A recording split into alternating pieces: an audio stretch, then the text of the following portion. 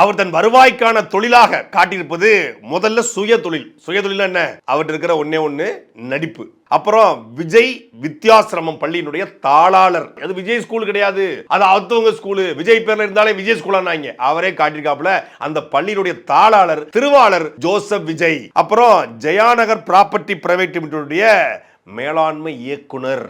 அப்புறம் வித்யா charitable trust எதுக்காக நடத்துவாங்கன்னு எல்லாருக்கும் தெரியும். சார் ஒரு ட்ரஸ்ட் நடத்தல, 3 ட்ரஸ்ட். அதுல ட்ரஸ்டியா இருக்காப்ல. இந்த தொழில எதிலையுமே அவங்களுடைய மனைவி சங்கீதா அவர்கள் இல்ல.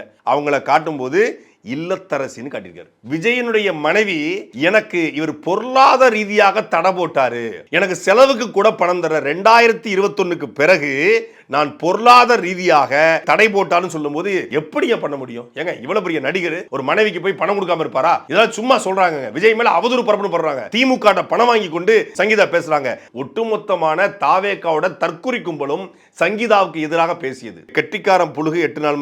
கெட்டிக்காரன் புழுகு 8 நாள்னா இவர் புழுகு எத்தனை நாள் இருக்கும்?